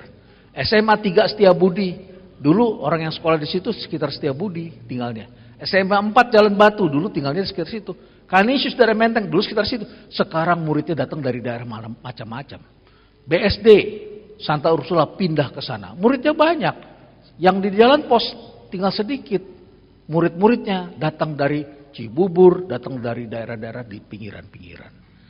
Kalau mau buka SD yang banyak adanya di Citayam Bojonggede, ya. Tidak mengherankan sekarang ada Citayam Fashion Show, ya. Karena mereka penduduknya padat dan bergaya hidup. Sekarang nggak sangka tuh mereka punya jaket Gucci lagi, ya. Kalah Pak Yongki. Pak Yongki saya jamin nih dari potongannya gini nggak suka sama Gucci dia, ya. Oke. Nah, ini saudara-saudara. Ini fertility rate, tingkat kesuburan, ya. Yang tertinggi di dunia itu adanya di Afrika. Saya nggak heran kalau sekarang banyak kena PHK pabrik-pabrik di tekstil dan pakai garment di Jawa Barat. Kenapa? Wah itu OEM kata Pak Anton Supit. Ekspornya kemana? Ke Eropa. Eropa lagi resesi Pak. Bukan cuma resesi Pak. Spanyol, Portugal, Itali, fertility rate-nya 1,3. Nggak ada lagi orang yang beli sepatu olahraga di sana. Muncul Ghost City di Itali banyak sekali. Saudara buka aja di YouTube Ghost City. Banyak sekali. Saudara ekspor ke sana. Yang beli siapa? Turis. Saudara lihat ke Amerika. Toko-toko sepi. Tapi kalau saudara pergi ke New York. Tetap orang belanja. Siapa? Turis. Turis itu memang sudah bawa duit buat belanja. Jadi beda situasinya di tempat orang rekreasi. Memang sangat berbeda. Eropa penduduknya declining. Nah, lebih mengerikan lagi, ternyata penduduk yang pertumbuhannya terendah di dunia adanya di sekitar kita. Siapa itu? Korea Selatan, 0,8. Jadi rata-rata keluarga di sana punya anak rata-rata di bawah 1. Mayoritas orang punya anak 1, tapi banyak sekali keluarga yang nggak punya anak. Terus siapa lagi? Singapura. Makanya kan isinya orang asing semua. Siapa yang sekolah di kampusnya di Singapura? Orang India banyak sekali. Ya, orang asing banyak sekali. Singapura itu kampusnya ada 2 masuk dalam top 20 best university. Ya, baru keluar datanya. Nah, saudara-saudara sekalian, jadi ini kita lihat di sini nih. Ya, ini fertility rate di beberapa provinsi. 2023 aja sudah lihat tahun depan. Ini rata-rata masih di atas 2. Cuma Jakarta nih 1,98. Penduduk ibu kota tahun depan ini sudah mulai declining. Jadi kalau saudara bilang sepi Pak, ini resesi. No, penduduknya pindah ke pinggiran, ke Citayam Bojonggede, BSD, ya pindah ke sana. Nanti dari situ generasi berikutnya pindah lagi ke pinggir, sudah terlalu mahal. Airnya juga kualitasnya turun, ya apalagi sungainya kemarin nggak dikeruk berapa lama, ya. Jadi saudara-saudara terjadi, ya seperti itu. Nah ini fertility rate, makanya bisnisnya di tempat lain. Jawa Timur juga turun tuh 1,91. Oke, kemudian kita lihat lagi di sini, ya. Ini yang saya kasih tanda merah. Oke, sekarang kita lihat lagi di provinsi lain. Nih yang merah nih. Bali sudah 1,95. Untungnya di Bali ada turis asing, gitu ya. Kalau di Kuta tuh kemarin saya makan es krim Massimo. Oh, ngantri sampai jam 10 malam tuh, jam 11 malam ya bukan di Kuta, di apa? Sanur ya. Es krim Massimo itu sampai jam 10-11 malam masih ramai itu es krimnya itu ya. Nah, saudara ini Bali ini 1,95, tapi saudara lihat daerah yang masih tinggi fertility rate-nya. Itu menarik buat retail itu, daerah-daerah seperti itu. Pak, daya belinya rendah Pak. Tar dulu, upah buruh naik terus ini. Upah buruh naik terus dan sekarang ternyata kelas bawah itu nggak rewel dalam belanja. Yang rewel kita-kita ini. Saya diceritakan oleh Pak Peri, farmhouse di Lembang, dia bilang, gua buka tahu Lembang 25.000, tahu susu orang beli cuma 25.000. Suruh bayar parkir, mobilnya Mercy, bayar parkir 5.000, komplain. Gini aja mesti bayar katanya 5.000. Yang di seberang dibikinlah untuk kelas atas, yang datang rata-rata pakai mobil Avanza. Ya, namanya farmhouse. Lantainya dibikin pakai marmer. Ya, tapi yang datang kelas bawah, satu mobil Avanza penumpangnya 8 sampai 10 orang. Mereka nyewa nyewa villa itu satu kamar rame-rame. Tapi keluarin duitnya, rajin belanjanya.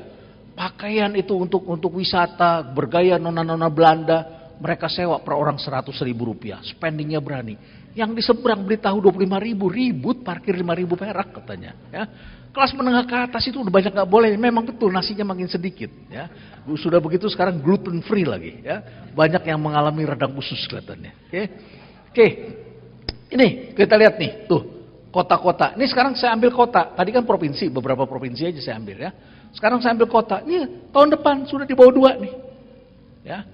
Jakarta Pusat, Jakarta Utara, Jakarta Barat, Jakarta Selatan. Ini pasar Anda pasti banyak orang tua di sini. Ya, orang tua. Walaupun mereka anak-anaknya sejahtera. Oke, tapi di pinggiran itu orang-orang muda. Kota Bandung, Bekasi 1,91, 1,92. Menarik sekali. Ada perubahan baru, sekarang infrastruktur terjadi perubahan. Jalan tol baru dan kemudian kereta api. Kawasan TOD akan menjadi pemukiman baru. Kemudian sekarang waktu kemarin saya diundang ke Kota Baru Parahyangan. Apa yang terjadi di sana? Ternyata exit untuk kereta cepat akan dipindahkan ke situ. Hanya 1 kilometer dari Kota Baru Parahyangan. Saya bilang, wah tempat Bapak jadi keramaian nih. Iya Pak, siap-siap. Ini baru IKEA yang masuk ke sini. Jadi orang berkunjung, belanja banyak ke IKEA, jadi beli rumah sekarang. Nah kawasan itu sekarang diserbu orang-orang Korea, karena istrinya senang main golf. Sedangkan suaminya kerjanya di Kerawang. Jadi dari situ ke Kerawang cuma 1 jam. Kalau nanti naik kereta cepat bisa lebih cepat lagi. Karena mungkin harus dari Halim turunnya nanti. Nah saudara-saudara sekalian, terjadi perubahan besar di dalam beberapa area. Ya. Nah, jadi kawasan-kawasan itu akan diserbu. Itu terletak di Kabupaten Bandung Barat, bukan di Kota Bandung. Oke. Kemudian kita lihat lagi di sini. Nih lihat tuh, ya di bawah 2 nih. Medan, Palembang, Semarang, Solo, Surabaya, Makassar, Malang masih tinggi. Ya. Jadi fertility rate ini jangan dianggap main-main. Yang terbesar di dunia itu adanya sekarang di sub-Sahara Afrika, Nigeria, Kongo, Ethiopia. Ethiopia sekarang diperkirakan akan menjadi negara yang lumayan makmur. Siapa yang investasi di sana? Tiongkok. Tiongkok banyak bangun infrastruktur dalam rangka One Belt One Road. Oke. Nah, akhirnya kan bertanya nih, siapa nih yang belanja nih? Yang tadi disebutin Pak Yongki. Ada segmen yang nggak berubah. Mereka yang makmur, hidupnya makmur, duitnya banyak, percaya pada investasi. Mereka ini bukan orang yang berpikirnya hemat pangkal kaya. Ya, kan dulu waktu kecil kita diajarin hemat pangkal kaya kan? Yang di sini segmen ini dia rajin belanja. Tapi ada yang di sini smart choice, mereka cari good deals, diskon, ada diskon baru bergerak. Diskon di Indonesia baru bergerak kalau diskonnya di atas 20%. Kalau di bawah 20% orang belum bergerak. Apalagi kalau sudah 40% baru tuh barang tuh bergerak gitu ya. Sekarang banyak sekali generasi pemburu diskon. Adu pinter ya. Kemudian ini. Nah, ini yang tadi Pak Yongki sebut nih. Ya, mereka experience mereka ini adalah segmen yang disebut live for today. Ini banyak sekali, ntar kita lihat kayak apa. Ada yang rem mendadak karena dengar berita resesi, langsung rem, nggak jadi beli ini, nggak jadi beli itu. Karena ngikutin YouTuber tuh. Jangan spending dulu, jangan beli dulu, jangan stocking dulu. Ya, ini yang berbahaya kalau mereka ngomong seperti itu. Oke, yuk kita lihat ya. Seperti apa mereka ini makmur karena investasi, membeli apapun yang terjadi, ini bisa terpengaruh berita negatif. Kalau yang di sini tetap berbelanja, bergaya hidup, tetapi rumahnya masih sewa atau kos. Oke. Kemudian yang di sini ya rem mendadak, mereka price sensitive. Ini juga lumayan banyak. Nah, kalau saudara nggak percaya ini kayak apa nih yang live for today, saudara lihat sekarang marak sekali konser.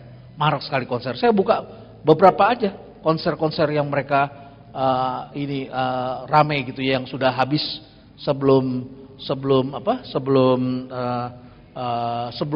jauh sebelum pelaksanaannya ya. Bahkan ada yang dalam waktu 5 menit sudah habis itu. Blackpink, apalagi itu. Sampai harus dibubarkan oleh polisi itu. NCT ya. NCT yang di ACE itu ya. Sampai dibubarkan oleh polisi karena takut juga terjadi kayak tragedi Kanjuruhan atau Itaewon ya. Takut itu.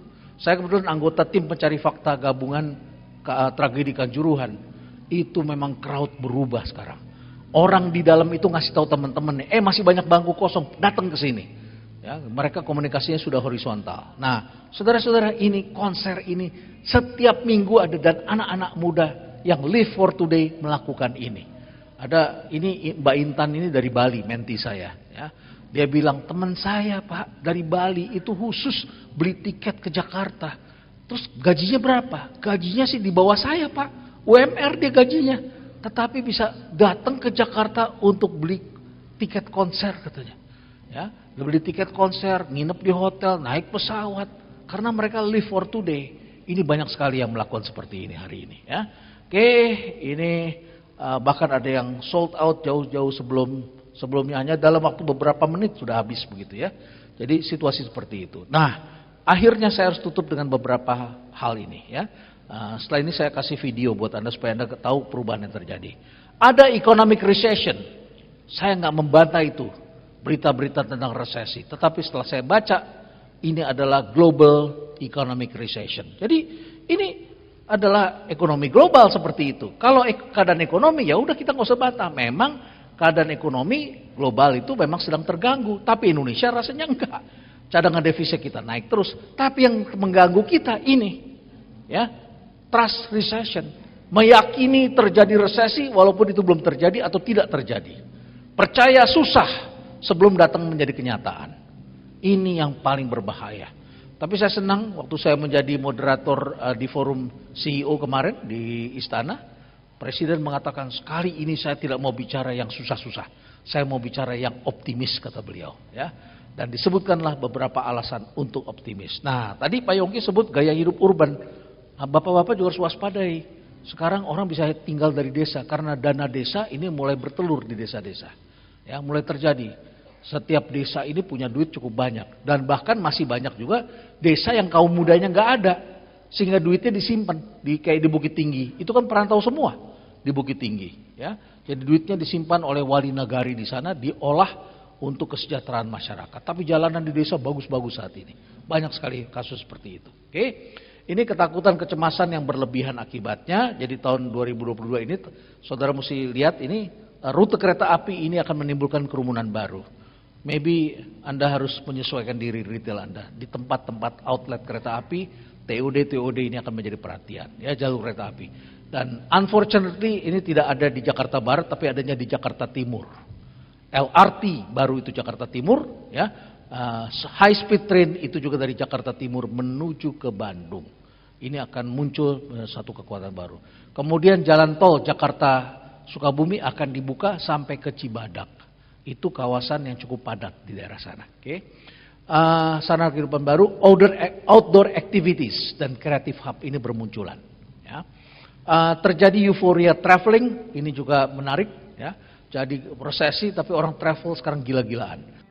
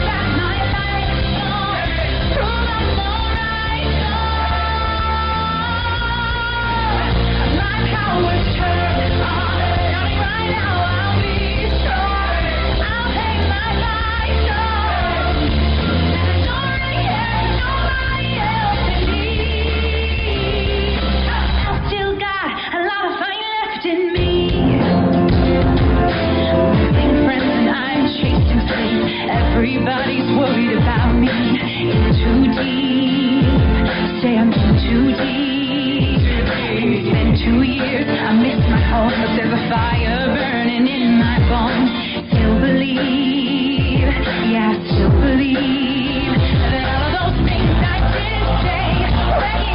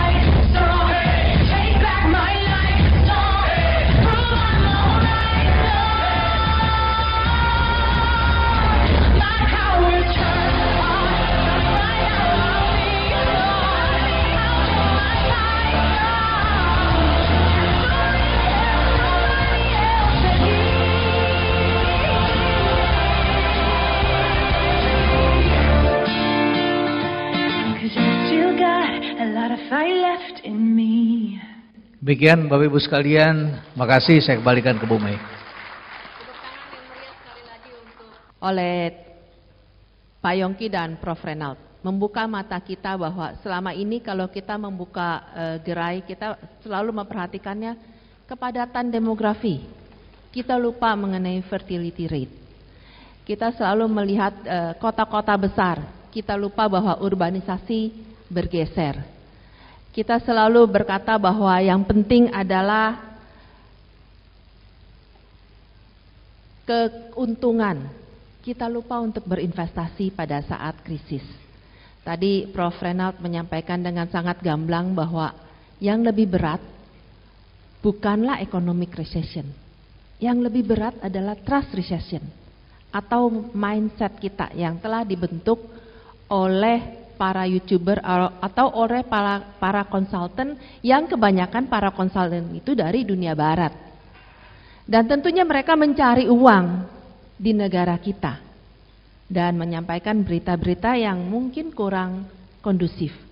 Dan kedua pembicara hebat ini telah mengajak kita, ayo berpikir beda. Kesulitan atau turbulence itu bukan berarti mengencangkan ikat pinggang. Itu turbulence yang terjadi di negara sana. Yang kita alami di sini adalah belokan. Kalau kita tidak bisa belok, kita akan jatuh. Ya. Nah, mungkin itu rangkuman singkat saya mengenai kedua pembicara hebat ini, dan saya membuka forum pertanyaan, masing-masing satu pertanyaan untuk Pak Yongki dan juga Prof. Renald.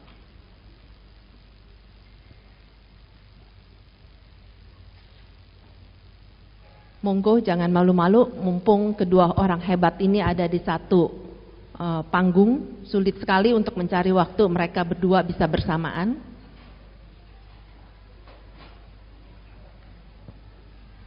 Bu Ane, silakan Bu Ane.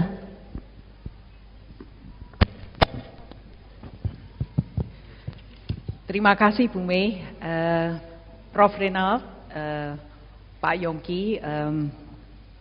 Nama saya Anne Patricia Sutanto, saya Vice CEO Penn Brothers. Kebetulan Pak Renald, saya ketemu Bapak di acara CEO Kompas. Pertanyaan saya ke Bapak, habis itu ke Pak Yongki, ini sebenarnya saling melengkapi. Kan tadi Bapak sampaikan bahwa resesi itu sesuatu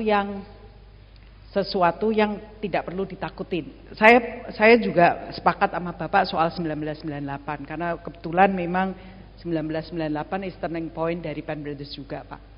Tapi pertanyaan saya adalah dunia sekarang kan very open. Agak beda ya Pak, 97-98-nya Indonesia dengan sekarang itu berbeda. Nah, menurut pandangan Bapak, untuk kita di sektor retail, dan juga ini termasuk Pak Yongki ya, apa yang kita perlu jalanin, karena jelas dunia ini kan demand-nya melemah. Nah, untuk Indonesia di sini kan saya mewakili retail juga. Apa yang Bapak kiat-kiat apa yang supaya 2023 ini kita benar-benar sustain, dan apa yang disampaikan Pak Jokowi di istana optimis itu ada. Karena kan nggak semua di sini di nikel Pak. Bapak ingat kan Pak Jokowi ngomongnya nikel, motor listrik dan bla bla bla, dan semua yang di sini kan lebih rata-rata kan offline, fashion, lifestyle, Pak Yongki. Nah, apa nih kiat-kiatnya dari bapak-bapak yang ada di sini, Bu Mei pun juga boleh Bu, walaupun moderator, untuk kita semua juga benar-benar melihat, mengerti Pak Yongki 5 tahun lagi di mana? Fokus dulu kita Pak 2023. Itu Pak, Bapak terima kasih. Ya, kalau saya tutup semua pasar, ya, tutup, jangan kasih celah buat ini menjadi serangan dari asing, ya, isi pasar kita. Saudara-saudara, Eropa yang sedang kena masalah itu, sementara negara kita kalau kita lihat angkanya bagus, maka Indonesia akan menjadi objek gempuran dari produk-produk impor, pasti itu, ya, pasti. Jadi kita akan digempur dengan produk-produk impor. China furniture-nya sudah turun 40%, ya, karena lockdown, karena macam-macam sebab begitu ya. Tetapi mereka akan nyerbu kemana lagi? Satu, Afrika sudah pasti karena mereka sudah bikin One Belt One Road. Yang kedua, Indonesia. Indonesia sudah masuk dalam radar. Yang ketiga, India. India tahun depan itu jumlah penduduknya melebihi jumlah penduduk China. Dia akan lebih banyak 3 juta daripada penduduk China. China itu fertility rate-nya 1,5 menurut pengakuan Bank Sentral, sudah dikoreksi. Tetapi banyak pihak yang percaya di beberapa kota besar sudah di bawah 1. Ya, sudah terjadi seperti itu. Tapi PKC di sana menyimpulkan bahwa China akan masuk menguasai pasar dalam negeri, mengutamakan pasar dalam negeri. Nah, sisanya itu akan digempur ke negara kita. Jadi tutup dari serbuan produk-produk asing di negara kita. Indikasinya apa? Satu, setahun yang lalu Pak Jokowi mengangkat anak muda bupati dari daerah yang berhasil. Namanya Anas, Abdullah Aswar Anas. Berhasil di Banyuwangi, dibawa jadi kepala LKPP. Apa tujuannya LKPP? Untuk menjadikan itu vehicle untuk mendorong industri dalam negeri. Jadi asing yang mau produknya dibeli oleh pemerintah harus buka pabrik di sini. Harus buka pabrik di sini, ya. Nah, sekarang Pak Anas sudah diangkat menjadi menteri, Menpan, penerusnya adalah wali kota Semarang. Juga orang yang tidak kalah hebat. LKPP itu jadi vehicle untuk masuk produk-produk dalam negeri. Jadi saudara-saudara, jangan sampai saudara tidak masuk dalam list di LKPP. Saudara harus ada dalam situ, karena itu pemerintah belanjanya lewat LKPP ke depan. Oke, satu. Yang kedua, saudara-saudara, untuk mencegah agar pasar domestik dikuasai asing, saudara harus mempunyai produk-produk yang disesuaikan.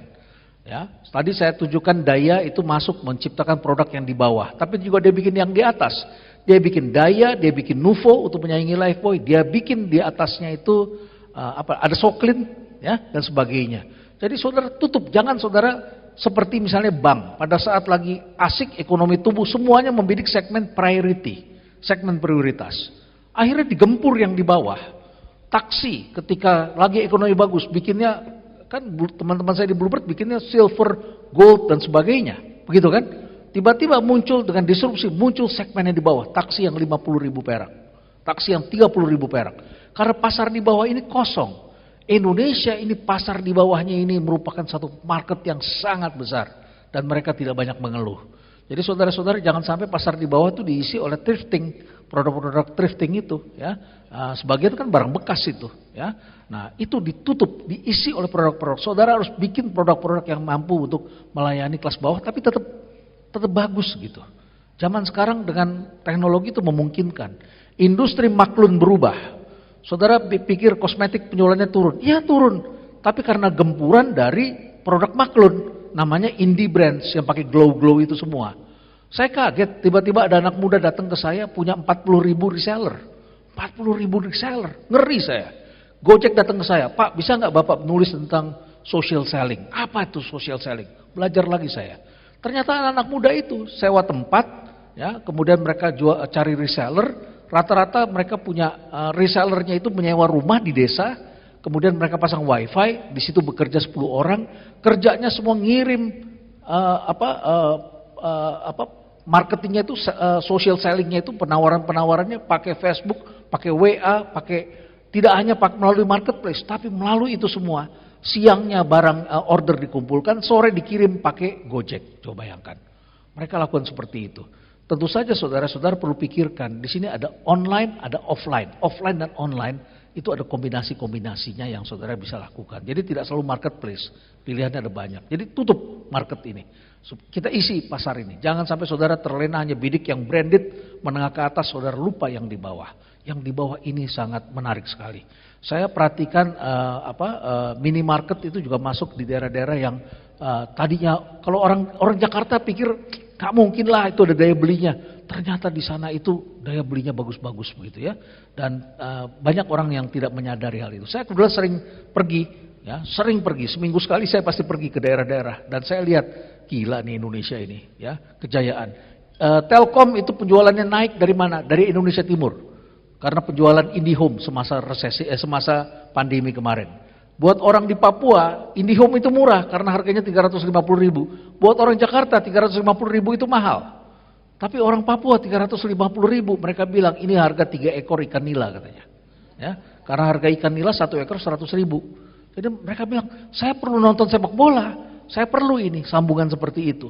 Jadi ternyata banyak sekali daerah-daerah kita yang sekarang ini luar biasa sekali ya kemajuannya. Demikian. Terima kasih. Oke, baik. Jadi saya bahas domestik, Bu. Karena domestik ini sangat penting. Kontribusi konsumsi domestik itu 58%, ya, besar sekali. Makanya fokus di sana. Dari dulu setiap ada krisis selalu bicara domestik. Nah, ini dia. Kita mesti kuatkan. So intinya saya sendiri melihat opportunity di domestik itu besar sekali. Ya, terutama tadi kalau Prof bicara soal kelas menengah ke bawah. Kebetulan saya advise satu FMCG company, kita launching satu produk biskuit kecil yang 2.000 perak. Jadi saat ini kita fokus minuman 2.000 perak, biskuit 2.000 perak, Pak. Karena kan masih kita udah antisipasi nih masa susah, semua cari yang 2.000 perak uang jajannya anak-anak di sana ya. Gitu istilahnya. Tapi approach-nya beda. Ini perusahaan yang biasanya model zaman dulu bikin produknya bagus, memang bagus-bagus ini produknya. Lantas dia ngandalkan iklan zaman dulu. Iklan aja udah, nanti ditarik sendiri ke bawah di sana. Oh, saya bilang udah beda. Gak bisa. Iklan udah crowded. Setiap hari manusia lihat 1.600 iklan dari pagi sampai malam di sana. Jadi nggak bisa. You mesti serang di lapangan di bawah. Dia tidak hanya harus available tapi harus visible. Jadi perang matanya konsumen saya bilang. You mesti hadir di mana-mana. Nah, kita kerjain di sana lewat pasukan. Ini kebetulan memang kerjanya cepat banget nih pasukan. Cuma pakai metode lama. Ini udah 4 bulan jalan. Dia hitung-hitung. Ini kalau disetahunkan berapa? 1 triliun. Hanya satu biskuit relaunch saja di sini. 1 triliun. Dia bilang ini belum pernah terjadi di perusahaan ini. Dia bilang ini iklan sudah dibikin, belum dikeluarkan. Iklan aja belum ada, udah 1 T di sini. Wah, luar biasa. Baru ketahuan rahasianya di sini. Itu yang tadi yang saya bilang. You mesti kuasai distribusi di lapangan semua, punya engagement, ya kan, mesti service semua dan sebagainya. Leadership di lapangan, total domination di lapangan semua, itulah kuasai Indonesia. Jadi saya bilang, wah, ini perusahaan punya lebih dari 500 produk. Kalau setiap produknya 1 T, wah kaya banget ini saya bilang. Jadi opportunity ada Bapak Ibu. Yang lain bilang susah. Enggak, ini gampang banget saya bilang. Asal tahu caranya gimana gitu istilahnya. Nah, ini yang kita kerjakan gitu. Nah, makanya kalau kita lihat di Indonesia, kalau masa susah itu pasti kontraksi, tidak mungkin tidak kontraksi, betul ya? Nah, ini yang saya lihat juga dan saya perhatikan. Udah berkali-kali saya dituntut oleh CEO global. Indonesia kata ekonominya 5%, tapi kok jualan susah banget, gitu kan? Shampoo minus volumenya, sikat gigi minus, pasta gigi minus. Ini orang Indonesia kagak mandi, kagak cuci rambut, ya kan? Kagak sabunan dia bilang. Oh bukan, dia kontraksi, volume pemakaian dikurangin. Masuk ke sachet, makanya fokus sekarang ngurangin grammage gitu loh, volumenya dikurangin setiap gram sekarang. Tetapi apakah ini permanen? Tidak Bapak Ibu ya. Dulu saya ukur karena saya diminta masukan 3 bulan, paling lama 6 bulan akan balik lagi karena dapat source of new income, main MLM dan macam-macam. Nah sekarang rada susah, MLM juga lagi goyang semua. Saya melihat, saya cek data, ini duitnya orang kaya. Nah ada Mandiri di sini Pak ya, duitnya orang kaya ini di bank banyak banget sekarang Bapak Ibu nganggur gitu loh, ya kan? Dan nanyanya kayak orang kebingungan. Saya mau taruh di mana ya? Saya mau titip franchise di mana ya? Nah, ini Pak Tri di sini yang franchise, jagonya franchise ya, kepala franchise di sini, naruhnya di mana? Kebingungan gitu loh. Nah, buat saya simple. Yang kaya punya duit, bukalah usaha. Karena setiap buka usaha selalu hire orang, ya kan? Ya, jangan dibilangin resesi terus. Karena begitu ini nyampe ke telinganya pengusaha, langsung itu distributor ngurangin order Bapak Ibu. Katanya resesi nih, saya mesti pegang cash. Padahal resesi belum nyampe, tapi dia udah jadikan resesi gitu istilahnya. Nah ini yang bahaya kalau buat saya. Jadi duitnya ada, nggak kepake, kenapa nggak diputerin di sini? Sekali lagi Bapak Ibu, saya 27 tahun bantu di sini. Ah ini ada senior saya Bu Sri. Nah ya saya selalu kalau ada kesusahan ke Bu Sri. Karena Bu Srinya nggak ada nih, kemana saya mesti curhat gitu kan? Aduh, Bapak Ibu, regulasi Bapak Ibu. Ini Indonesia regulasi nggak bener-bener, capek saya gitu istilahnya. Ya kan? Very simple gitu istilahnya. Kalau ini dibenerin, saya rasa ini 7% Bapak Ibu, ekonomi itu bukan sesuatu yang wow gitu loh Indonesia. Benar-benar. Kita pernah 6,5%, itu baru berasa pertumbuhan di sana. Ini duit ada, orang perlu gitu kan? Kenapa nggak dipakai dibikin usaha? Kalau dengar orang-orang bikin usaha, atau tadi Prof bilang anak-anak muda bikin usaha, ini laku semua Bapak Ibu, gitu istilahnya ya. Ada sesuatu gebrakan-gebrakan. Sekali lagi, inovasi. Saya call meeting kemarin dengan 25 investor, saya datangkan beberapa teman pemain manufacturers di situ, ya kan?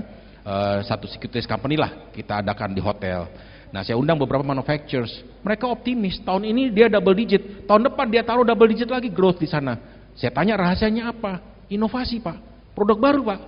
Gitu istilahnya. Karena mereka sudah bosen, Bapak Ibu, dengan produk yang lama. Ya kan, format yang lama, toko yang lama, format yang lama, cara jualan yang lama. Perlu gebrakan-gebrakan. Nah, makanya saya bilang provokasi. Tolong dicatat. Setiap Anda ngadain sesuatu, Anda harus provokasi. Berapa nilai skor provokasinya? Kalau nggak ada, mendingan nggak usah buka. Karena nggak ngegerakin. Paling di awal doang. Hype doang. Karena zaman sekarang tuh hype doang, gede di depan. Ya, itu yang saya bilang, seremoni. Zaman sekarang nih didikannya seremoni. Saya nggak suka seremoni. Saya sukanya selebrasi. Kalau sudah berhasil, ya tunjukkan hasilnya, barulah pesta. Jangan pesta di depan dulu gitu istilahnya. Tunjukkan dulu semua di sana. Nah, ini dia. Saya yakin deh Bapak Ibu, ini kita bisa laluin gitu ya kalau kita dikasih jalan. Karena uangnya banyak ini di bank di sana, nganggur Bapak Ibu, gitu loh istilahnya. Oke? Itu dari saya. Mungkin kalau boleh saya tambahkan, tadi Pak Yongki sampaikan tahun 2011 di mana ada Asian inflation. Itu adalah tahun yang cukup berat pada saat itu. Pada saat itu saya tidak berada di Ranch Market, saya berada di perusahaan satu lagi. Dan di saat-saat berat itu kami menggunakan customer kami sebagai senjata untuk fight. Jadi tadi disampaikan mengenai engagement, itu penting sekali bagaimana kita engage customer kita. Dan kemudian kedua yang tidak kalah pentingnya adalah loyalty. Saya kasih contoh yang lebih jelas. Tadi kan ada Dakdikdukdwer dari Daya. Yang kami lakukan pada saat itu kami menciptakan program TV Hypermart Show, di mana participants-nya adalah customer loyal Hypermart yang mempunyai kartu High Card, kartu loyalitas Hypermart, dan dipilih berdasarkan toko yang dia belanja. Jadi the highest spender, kita feature mereka di TV. Setiap orang suka menjadi selebriti. Setiap masing-masing kita suka untuk ditampilkan. Dan itu menjadi sesuatu yang menarik sekali. Program itu berlangsung cukup lama sampai akhirnya kami harus stop karena satu dan lain hal.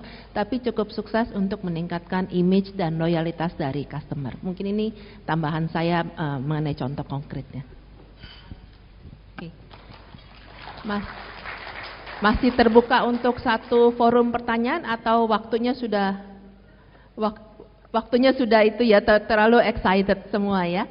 Oke, mungkin dengan demikian saya minta tolong sekali lagi applause untuk Pak Yongki dan Prof. Reynald.